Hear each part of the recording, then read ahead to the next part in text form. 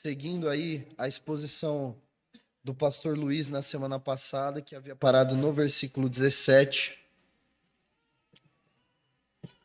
Então, na verdade, o pastor Luiz parou no versículo 18. Eu vou pegar o gancho do versículo 18 para seguir a nossa exposição. Amém? Glória a Deus. Os irmãos estão conseguindo ler Ruth durante a semana? Vão lendo durante a semana. O livro é curtinho. Cheguem aqui na igreja já no espírito da exposição. Amém? Amém, meus irmãos. Vamos seguir do verso 18, só para efeito de leitura, para a gente pegar de onde o pastor Luiz parou na semana passada. Versículo 18. Eis aqui a palavra do Senhor Deus. Quando Noemi viu que Ruth estava mesmo decidida a acompanhá-la, deixou de insistir com ela. Então, ambas se foram, até que chegaram a Belém. E aconteceu que, ao chegarem ali, toda a cidade se comoveu por causa delas. E as mulheres perguntavam: essa não é a Noemi? Porém, ela lhes dizia: não me chamem de Noemi, mas de Mara, porque o Todo-Poderoso me deu muita amargura. Quando saí daqui eu era plena, mas o Senhor me fez voltar vazia. Por que então querem me chamar de Noemi? Se o Senhor deu testemunho contra mim e o Todo-Poderoso me afligiu. Foi assim que Noemi voltou da terra de Moabe, com Ruth, sua nora, a moabita, e chegaram a Belém, no começo da colheita da cevada. Oremos ao Senhor. Pai amado, nós amamos a Tua palavra. Tua palavra é lâmpada para os nossos pés, ela é luz para o nosso caminho. Então pedimos, Senhor, que o Senhor nos ajude nesta manhã, Senhor, a absorver as verdades que são aqui apresentadas no Teu texto, que nós saímos daqui, Senhor, plenos, felizes, sem amargura, simplesmente por saber que temos o Senhor, que temos a Cristo. Peço que o Senhor compense todas as limitações do pregador. Peço que o Senhor me ajude, principalmente com a minha limitação, com a minha rouquidão nesta manhã, e que nada, Senhor, do que haja em mim atrapalhe os nossos irmãos, Senhor, a introjetarem a Tua palavra em seus corações. Em nome de Jesus. Amém. Livro de Ruth. Estamos aqui na nossa terceira exposição deste que, segundo Emílio Garófalo, poderia muito bem ser chamado de O Evangelho de Ruth, porque é um livro maravilhoso que expressa aí as verdades do Evangelho de maneira muito clara, se nós dermos a atenção devida e lermos ele com a lente do Evangelho, não é? Terceira exposição. Os irmãos estão gostando? Estão sendo abençoados pelas exposições de Ruth? Glórias a Deus. Seguimos. O que nós vimos então até aqui, meus irmãos? Nós vimos que, nos últimos dois sermões, se os irmãos se lembrarem, vimos que nos dias dos juízes, nos dias em que os juízes eles julgavam Israel, houve uma fome na terra de Israel. Foi isso que nós vimos no início do primeiro capítulo. E aí um homem de Belém de Judá, chamado Elimeleque, muito bem, ele saiu de Belém de Judá com a sua família, sua esposa e seus dois filhos. A esposa se chamava Noemi e seus dois filhos se chamavam... Glória a Deus, os irmãos estão antenados. E aí o que aconteceu foi que ele saiu de Belém de Judá por causa daquela situação econômica. Por causa da situação econômica de Israel, sai Elimeleque e a sua família de Israel para ir para outro país, coisa que nós comentamos no primeiro sermão, bastante corriqueira no mundo moderno. Se um local está economicamente inviável, a gente sai com a nossa família e se muda para outro lugar, não é? Mas nos dias de Noemi, nos dias do antigo Israel, isso era uma coisa muito mais delicada, porque mudar-se para Moabe seria se mudar para uma cidade completamente hostil ao evangelho, hostil à palavra de Deus, hostil ao Senhor. Seria se mudar para uma nação que sempre havia sido inimiga de Israel, dada a sua origem, dada também sua relação com Israel e todo o paganismo que ali havia. Então a decisão de Elimeleque foi imprudente. E aí o que aconteceu, né? Um abismo chamou outro abismo, morreu Elimeleque, deixou sua esposa viúva, e aí depois os filhos, não é? Malom e Quilion casam-se com mulheres moabitas, chamadas Ruth e Orfa. Só que eles também morreram. Então ficou lá Noemi e as duas noras. Ficaram lá. Noemi ficou sem o marido, ficou sem seus filhos, ficou lá com as duas noras numa terra estrangeira. Até que Noemi ficou sabendo que o Senhor, nosso Deus, havia abençoado o seu povo, dando ao povo boas colheitas. Ou seja, já tinha pão de novo na casa do pão. Não é? Nós havíamos dito que o nome Belém significa casa do pão, e quando o texto bíblico nos diz que havia fome em Israel, é como se tivesse uma brincadeira com o nome, né? Faltou pão na casa do pão, faltou pão na terra de Belém. Mas havia pão de novo, e Noemi ficou sabendo disso e decidiu voltar, deixar suas noras e voltar para Israel, voltar para Belém, e disse às suas noras: voltem para a casa da mãe de vocês. Vocês casaram com meus filhos morreram, voltem para a casa da mãe de vocês, que o Senhor abençoe vocês, recompense vocês pelo amor que vocês demonstraram aos meus filhos e também a mim. Deus abençoe cada uma, procure o seu novo casamento. Noemi insistiu que elas voltassem para sua terra, que elas voltassem para os seus deuses, nos termos do que diz o versículo 13. Ela se colocou numa posição de muito mais sofrida do que as suas noras, quando ela diz: a minha amargura é maior do que a de vocês. Vocês não precisam partilhar disso. Voltem. Voltem para a terra de vocês. Orfa, uma das noras, voltou. Porque Noemi disse que não tinha mais nada a oferecer a elas. Mas Ruth disse a Noemi: não insista comigo, eu vou com você. O teu povo é o meu povo e o teu Deus é o meu Deus. E assim o Senhor muda o coração de Ruth para que Ruth acompanhasse a sua sogra. Que nos traz ao texto de hoje, que nos diz que Ruth estava decidida a ir com Noemi, então elas se foram, até que elas chegaram em Belém. E chegando em Belém, o texto nos diz que a cidade se comoveu por causa delas. Eles ficaram comovidos. A cena por si só seria uma cena comovente. Duas viúvas, há 3.000 anos atrás, no Antigo Oriente Próximo, sozinhas, desamparadas, vindo de uma terra pagã e buscando refúgio. E para além da cena tocante em si, que já seria tocante, fossem duas viúvas quaisquer, mas ficou mais profundo ainda quando Noemi foi reconhecida. Pensem, 10 anos haviam se passado.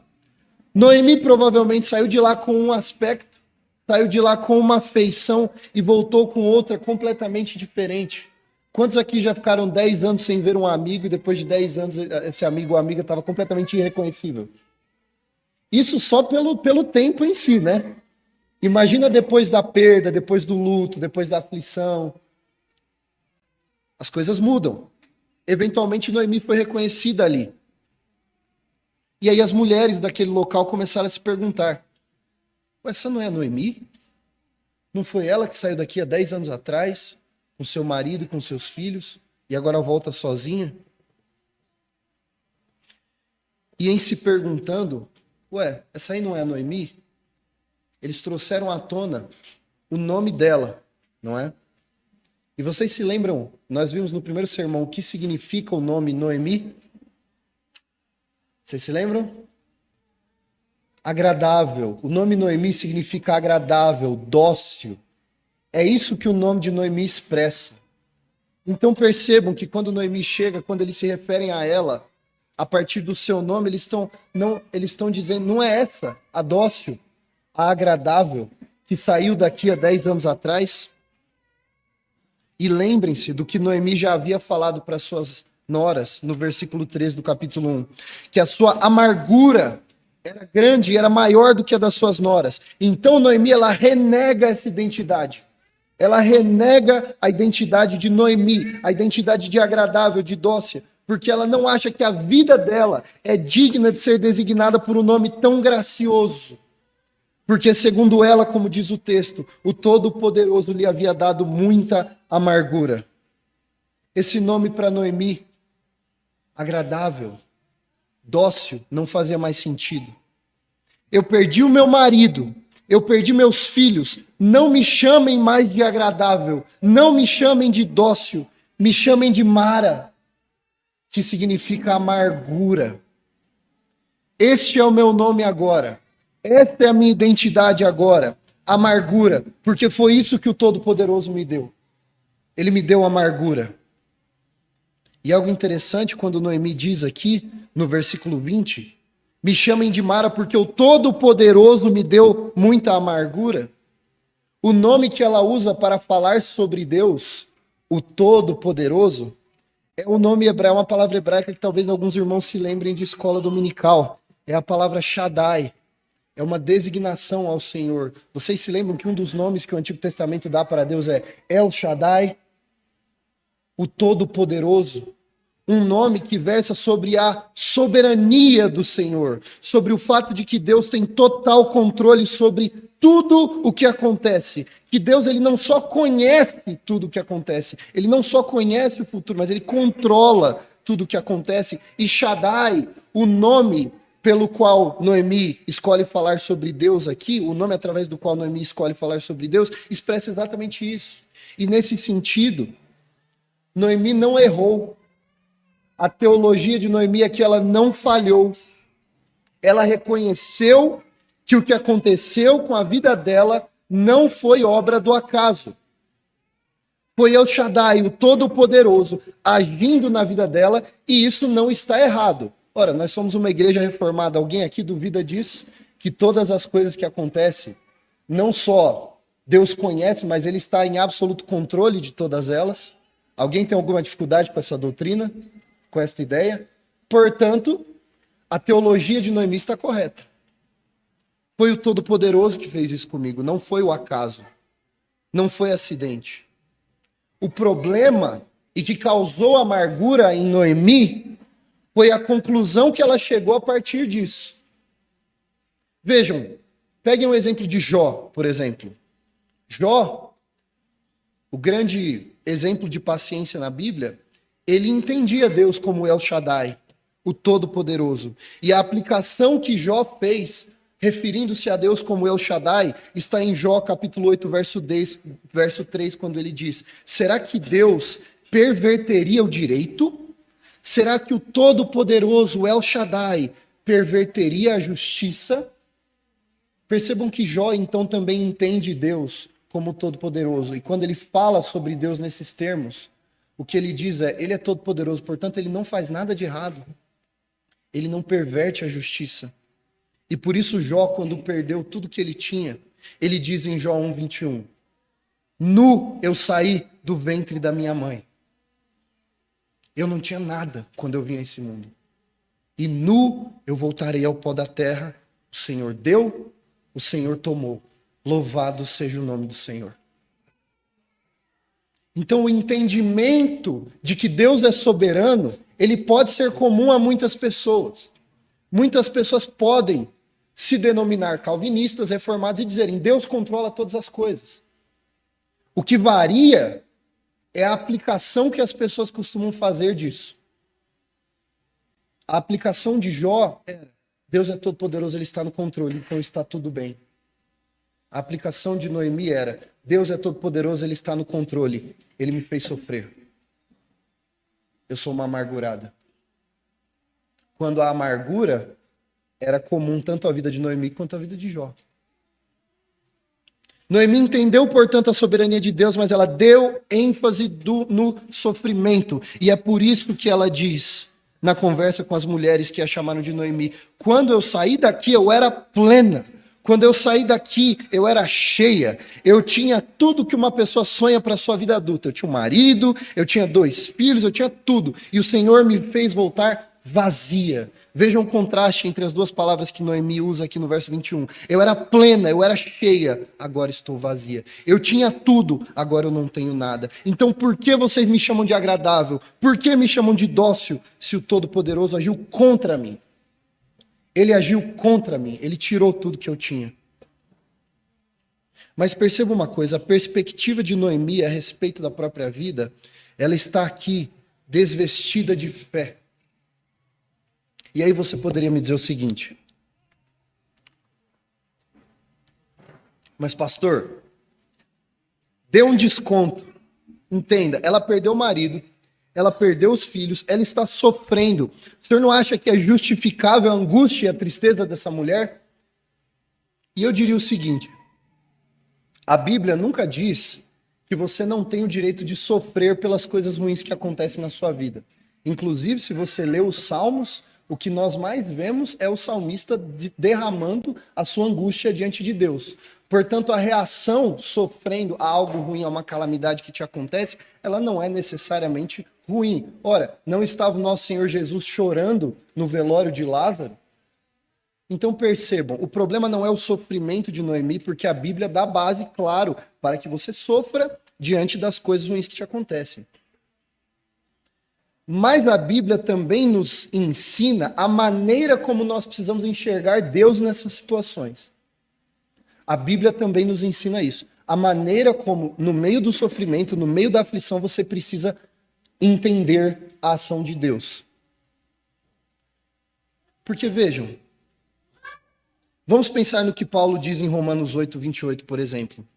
Paulo vai nos dizer em Romanos 8, 28, sabemos que todas as coisas, o que está fora do tudo? Nada. Portanto, tudo, todas as coisas, cooperam, ou seja, trabalham juntas, estão funcionando para o bem daqueles que amam a Deus, daqueles que são chamados segundo o seu propósito, pois aqueles que Deus de antemão conheceu, ele também predestinou para serem conformes à imagem de seu Filho, a fim de que ele seja o primogênito entre muitos irmãos. O que é central nesse texto de Romanos 8? A ideia de que Deus chamou uma série de pessoas para o seu propósito, pessoas que ele, na sua misericórdia, decidiu salvar. Pessoas que nesse contexto de Romanos 8 serão conformadas à imagem do seu Filho, se tornarão como Jesus. Ele conheceu, ele predestinou essas pessoas, ele santificou essas pessoas e ele não interromperá esse processo até que todos os eleitos sejam glorificados. Ele tem um propósito muito específico na vida de cada uma dessas pessoas. E esse propósito é trazer essas pessoas à glória, conformar essas pessoas à imagem de Jesus, conformar essas pessoas à imagem do Filho.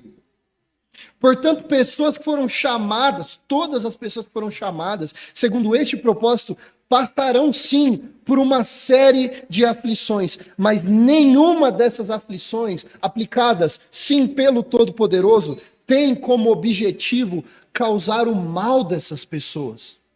Pelo contrário, segundo Paulo aos Romanos, o objetivo é causar o bem na vida dessas pessoas.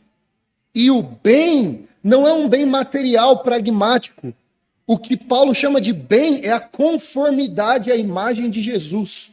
Tornar-se como Cristo. Portanto, nada do que acontecia na vida de Noemi e nada do que acontece nas nossas vidas, por pior que pareça, por pior que seja, tem alguma má intenção da parte de Deus envolvida. Nada. É a cruz que cada eleito tem que carregar e que o santifica e o mantém no trilho até a glória. O Salmo 34, os versos 17 a 19 que nós lemos na liturgia diz: clamam os justos e o Senhor os escuta e os livra de todas as suas angústias. Perto está o Senhor dos que têm coração quebrantado, ele salva os de coração oprimido. Muitas são as aflições do justo, mas o Senhor de todas os livra. O que esse salmo nos mostra? Que os clamores do justo, a angústia do justo são ouvidas por Deus. E aqui é importante fazer uma distinção. Quando os salmos chamam determinadas pessoas de justos, O que o salmista quer dizer não é que essas pessoas são justas, perfeitas de acordo com os padrões de Deus, né? Nesse sentido de ser perfeito segundo o padrão de Deus, o próprio salmista diz que não há um justo sequer, correto? Porém, o justo nesse contexto é a pessoa que de coração quebrantado se aproximou de Deus, em fé se aproximou de Deus, e que torna esta pessoa justa diante do Senhor, conforme nós aprendemos hoje na escola bíblica com o pastor Alex. Ela é tornada justa de maneira forense diante de Deus. E aí, essa pessoa, diante de uma situação específica, ela é chamada de justa também, no contexto dos Salmos, quando está sofrendo por algo que não necessariamente ela causou. O Salmo 7 é o maior exemplo disso. O Salmo 7 nos mostra o salmista pedindo, isso é muito engraçado, né? Até meio antitético para o reformado, assim. O salmista no Salmo 7 pede a Deus que o julgue de acordo com a própria justiça. Aí você fala, misericórdia, Deus me julgar de acordo com a minha própria justiça, eu estou perdido. Mas quando você vê o contexto do Salmo 7, o salmista está sendo acusado de crimes que ele não cometeu. Então ele está pedindo a Deus que faça a avaliação da situação e veja, isso aqui eu não fiz. Me livra dessa consequência porque isso aqui eu não fiz. Então há pessoas que às vezes sofrem por coisas que essas pessoas não fizeram. O profeta Isaías e o profeta Amós, por exemplo, criticam líderes nacionais que fazem as pessoas sofrerem. Pessoas que sofrem por causa de más decisões das suas lideranças, das lideranças das suas nações. Essas pessoas sofrem por causa da maldade dos líderes. E aí o Senhor olha para essa... E nesse sentido, o Senhor olha para essa pessoa como alguém que está sofrendo injustiça, sofrendo por causa de algum sistema que a oprime. E estes que sofrem, quando de coração quebrantado se aproximam do Senhor, o salmista e os profetas, por vezes, chamam essas pessoas de justas. Nesse sentido. E o Salmo nos diz que os justos, eles clamam, e o Senhor escuta, e o Senhor responde, e o Senhor atende. Ora, uma pessoa como Noemi, que passou pelo que passou, tende mesmo a achar que Deus não está escutando, e que a única interação de Deus com a vida dela é descarregar a sua mão poderosa contra ela. Mas isso não é verdade, porque a angústia dos justos é ouvida por Deus. E aqueles que estão com o coração quebrantado diante de Deus se aproximam dele, passam por aflições, mas ele escuta. E essas aflições não têm jurisdição sobre a vida dessa pessoa. Deus as livra. E aí nós temos também outro salmo que fala sobre a angústia do Filho de Deus, ou um verso. E que verso maravilhoso. O Salmo 119 e o verso 71 que diz: foi bom que eu tivesse passado pela angústia. Foi bom que eu tivesse passado pela aflição, para que eu aprendesse os teus decretos. Irmãos, esse salmo tem muito a ver com uma frase que foi atribuída a Martinho Lutero. Eu serei muito sincero com os irmãos, eu não achei a fonte disso. Mas eu ouvi essa frase certa vez atribuída a Lutero, e eu achei muito interessante, em que Lutero teria dito, né, que ele teve 3 grandes professores na vida: a Bíblia, o Espírito Santo e o sofrimento. Foram os 3 grandes professores de Lutero. E isso faz todo sentido. Vejam como esse versículo do Salmo 119, verso 71, atribui à aflição, à angústia, um valor didático. Por quê? Porque uma coisa é você aprender e apreender por fé aquilo que a Bíblia ensina sobre Deus na aflição, que Deus é o teu refúgio e fortaleza. Amém. Você aprendeu, leu a Bíblia, absorveu aquilo, creu naquilo e tem que aprender assim mesmo. Mas outra coisa, muito mais profunda, é você passar pela aflição e no poder do Espírito colocar aquilo em prática. Portanto, o salmista diz: que bom que eu passei por isso. Que bom que eu passei pela aflição. Agora eu entendi o que eu aprendi na Bíblia. Agora eu entendi que quando a Bíblia dizia que o Senhor não abandona o seu povo, agora eu vi, ele não me abandonou. Eu vivi isso. E o que esses textos todos que eu citei nos ensinam? Que a aflição do justo, por mais que seja decretada e aplicada por Deus, e Deus esse que tem soberania sobre todas as coisas, ela não é a resposta final e também não é resultado da ruindade de Deus. Não significa que Deus abandonou essa pessoa ou que a intenção dele é que essa pessoa fique sofrendo, se lamuriando eternamente por causa daquilo. E isso aplica-se à história de Noemi. Por quê? Existem nesse texto pelo menos duas demonstrações, nesse texto que nós lemos, de que Deus não abandonou Noemi, como ela acha que ele abandonou. Pelo menos duas. E ambas estão em Ruth, capítulo 1, verso 22. Irmão, irmã, quando você estiver aflito, quando você achar que Deus te abandonou, olha, existem muitos textos que a gente pode memorizar e guardar no coração para sermos consolados no momento da angústia. Nós temos o Salmo 23, verso 1, o Senhor é meu pastor, nada me faltará. Nós temos o próprio Salmo 34, verso 19, muitas são as aflições do justo, do Senhor de todas os livra, não é? Mas na minha opinião, e aqui abre parênteses para a minha opinião, Ruth, capítulo 1, verso 22, é um verso que se você memorizar e compreender, nenhuma aflição será capaz de dominar a tua mente. Vamos ler juntos? Ruth 1, 22? No 3, 1, 2, 3. Foi assim...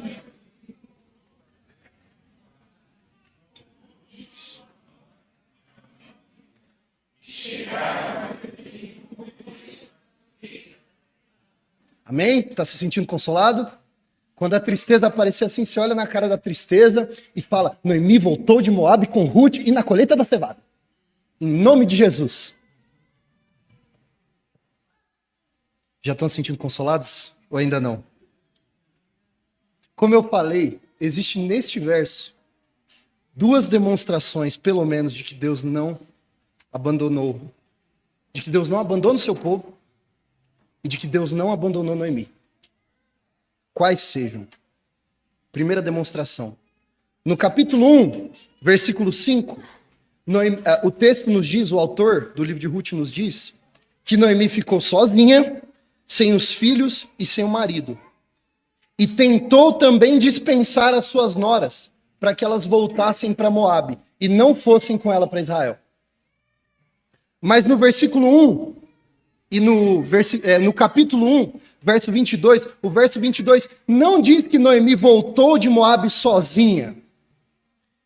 Diz que ela voltou com Ruth, a sua nora, a moabita, não é isso que o texto diz? Uma das moças a quem ela tentou dar todos os motivos para não ir com ela até Israel. Ou seja, em Moabe, Noemi estava sozinha, sem filho, sem marido. Quando ela voltou, ela não voltou sozinha. Voltou com a sua nora que se dispôs a cuidar dela. Então perceba que mesmo diante da situação de Noemi, Deus na sua providência moveu o coração de Ruth, da nora dela, para que ela não a deixasse sozinha. Cumprindo assim o que o profeta Isaías diz, que o Senhor Deus, ele é o marido das viúvas. Não as desampara. Foi no meio do medo e da angústia de Noemi que Ruth abandonou tudo o que ela tinha, tudo o que ela conhecia, assim como Boaz fala para Ruth no capítulo 2, no verso 11, eu sei o que você fez pela sua sogra, que você deixou pai, deixou mãe, deixou o lugar em que você nasceu e veio para um povo que você não conhecia por amor à sua sogra. Deus te abençoe, Ruth. Foi Deus quem moveu o coração de Ruth para que ela fizesse isso pela sogra. Foi Deus quem fez Ruth dizer, eu não vou te abandonar, o teu povo é meu povo, teu Deus é o meu Deus. Foi Deus quem fez Ruth prometer a Noemi e até imputar uma maldição sobre si, que o Senhor me castigue, se qualquer coisa que não seja a morte me separar de você. Que amor de Ruth, e que amor de Deus. Deus abandonou Noemi? Não. Deus moveu o coração de Ruth para que o Salmo 34, verso 19, se tornasse real na vida de Noemi. Muitas são as aflições do justo, mas o Senhor de todas o livra. Esta é a primeira demonstração de que o Todo-Poderoso não havia abandonado Noemi. Mas há também uma segunda demonstração de que Deus não abandonou Noemi. Quando Noemi chegou em Israel, o verso nos diz que eles estavam no começo da colheita da cevada. Qual é a relevância dessa informação? Será que isso é só uma informação aleatória que está aí? Ora, se o apóstolo Paulo diz a Timóteo que toda a escritura é inspirada por Deus e é útil para o ensino, então com certeza nós temos algo aqui que é relevante e que é útil para o nosso ensino. Não é só uma informação jogada no texto. E essa informação de que eles chegaram lá no começo da colheita da cevada é importantíssima. Por quê? Irmãs aí que fizeram um estudo de Ruth entre as mulheres, por que essa informação é tão importante?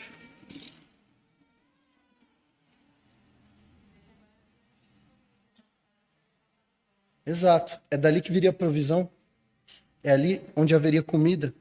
E justamente por estarem no começo da colheita da cevada, foi que Ruth, a mesma nora cujo coração Deus transformou para cuidar da sogra dela, converteu com...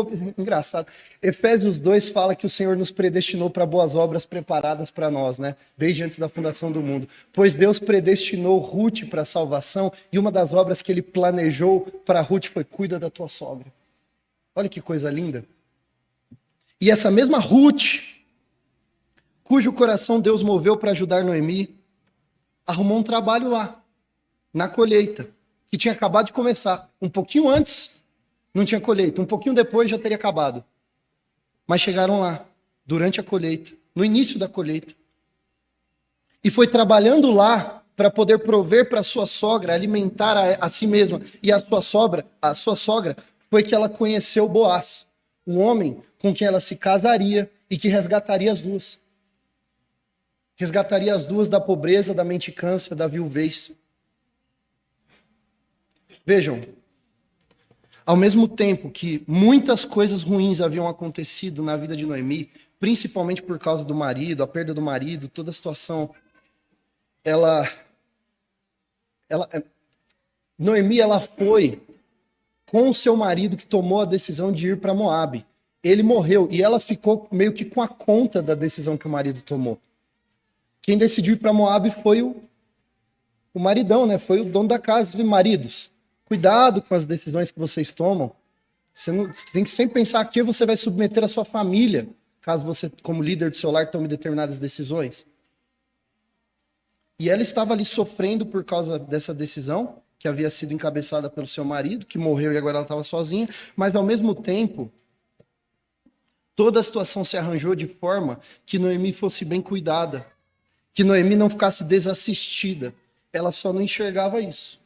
A Deus, ela atribuía apenas a sua amargura. A Deus, ela atribuía apenas o seu sofrimento. Noemi olhava para aquilo só que ela conseguia ver, mas não para o que não se conseguiria ver, que você tem que ver pelos olhos da fé.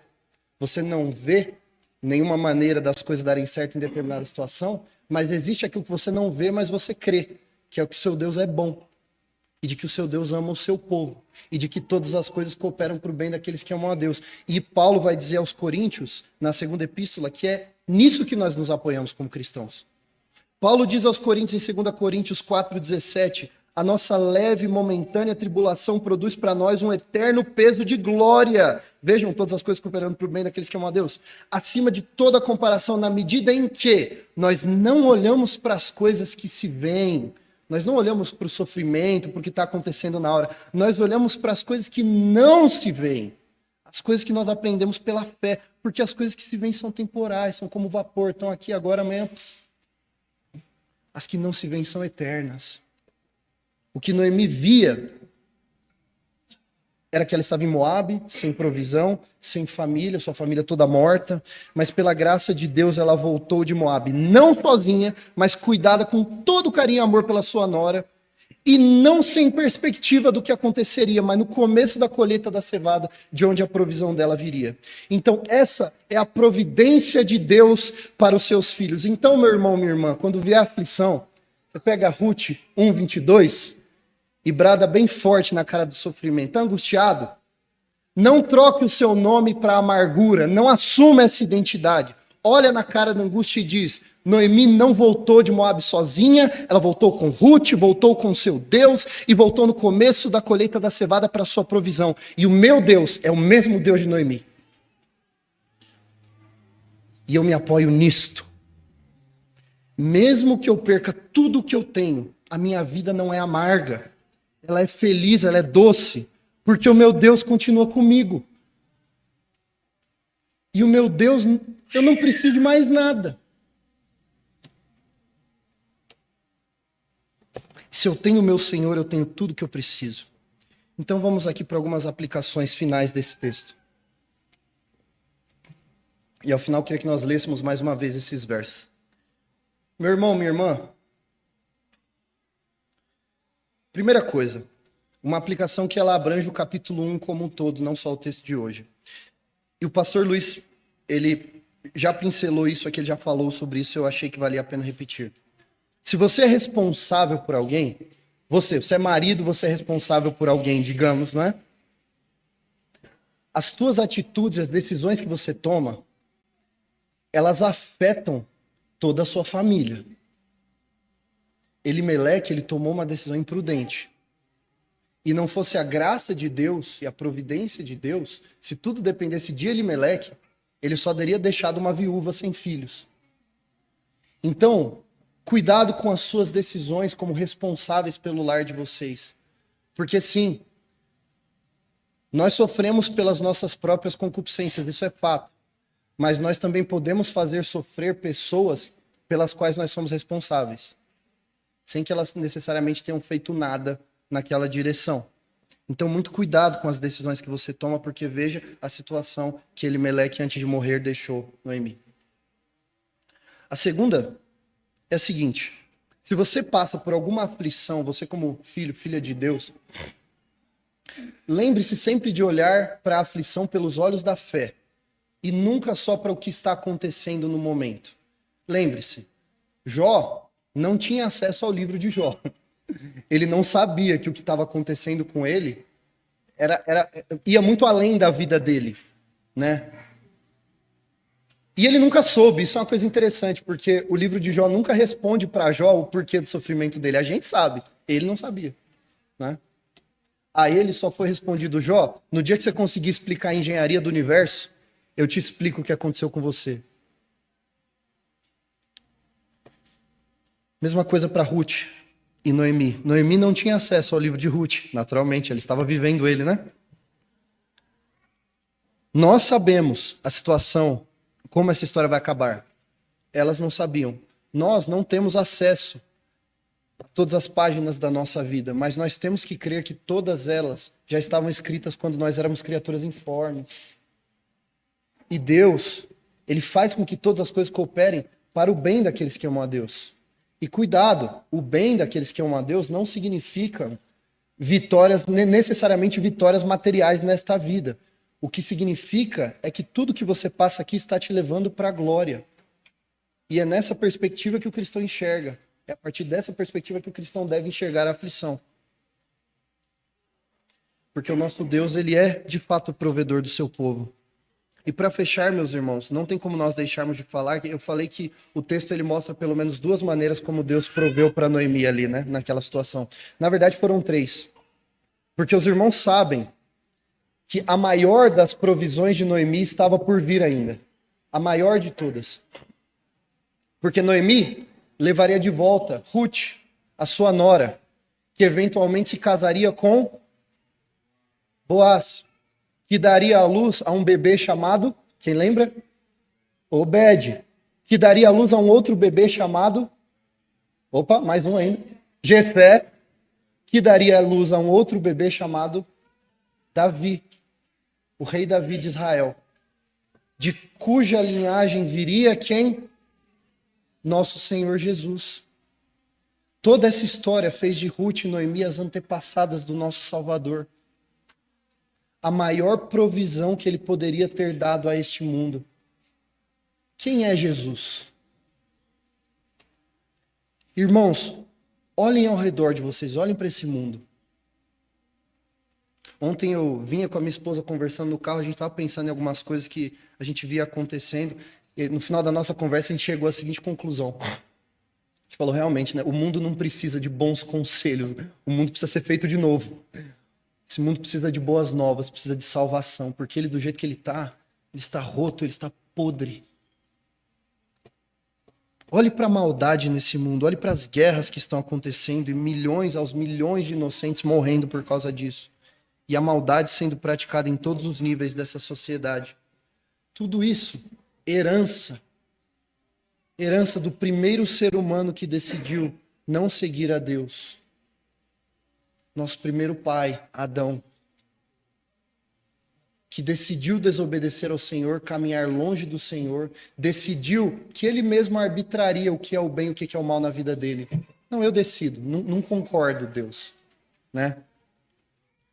E assim danou toda a raça humana e tudo aquilo sobre o que Deus colocou o ser humano como responsável.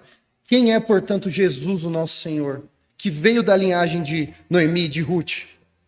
Jesus, ele é o segundo Adão. Adão, o primeiro homem que existiu e falhou na sua obrigação de ser mordomo da criação que Deus legou a todos nós. Ele desobedeceu, falhou e os descendentes dele, todos nós incorremos no pecado que ele cometeu, sendo todos nós responsáveis por todo o mal que você vê ao redor nesse mundo. E talvez você diga, eu nunca matei ninguém, eu não sou responsável por mal nenhum. Meu irmão, se você já ofendeu alguém na sua vida, pela lente de Jesus, você já matou. Isso já te faz alguém que partilha um pouco do mal que acontece nesse mundo. Todos nós partilhamos do mal que acontece nesse mundo. Não é porque você não é tão ruim como Hitler, que você também não é ruim, certo? Todos nós somos, porque herdamos este pecado dos nossos primeiros pais. Mas nosso Senhor Jesus, o descendente de Ruth, o segundo Adão, que foi concebido milagrosamente, não herdou esse pecado e se tornou o primeiro homem desta nova criação. Aquele no nome de quem todos nós somos novas criaturas. Parte da nova realidade que o Senhor está construindo em Cristo Jesus. Jesus é a prova de que Deus não abandona o seu povo, porque Deus poderia, sem culpa no cartório, pegar esse mundo, explodi-lo e desistir disso aqui. Porque nós apodrecemos isso aqui. Mas ele envia Jesus. E Jesus, tendo morrido para pagar pelo pecado que nós tínhamos que pagar e ressuscitado para a nossa justificação, nos tirou deste reino e nos trouxe para o reino da sua luz. E você, meu irmão, minha irmã, pode ser liberto disso, deste pecado, no nome do descendente de Ruth, no nome de Jesus, que é o primogênito de todos aqueles que são novas criaturas. Usufrua desta graça que é se tornar um filho, uma filha de Deus, crendo no Senhor Jesus, nosso Senhor, e caminhando com Ele em fé. Vamos orar? Pai querido, Pai de amor, graças te damos, Senhor, porque o Senhor é o nosso provedor. Pedimos perdão quando olhamos, Senhor, para a vida com uma lente descalibrada, como se o Senhor estivesse distante de nós. Mas o Senhor não está. Nós te agradecemos de todo o coração, pelo que aprendemos através da história de Ruth, através da história de Noemi. E te agradecemos porque através dessa história o Senhor nos deu a Cristo. O Senhor nos deu Jesus. Obrigado pela nossa salvação. Ajuda-nos a viver de acordo. Ajuda-nos, Senhor, a não assumirmos, Senhor, uma identidade de amargura, mas de alegria. Porque se nós temos o Senhor, nós temos tudo o que precisamos. Nós oramos em nome de Cristo Jesus, nosso Senhor. Amém.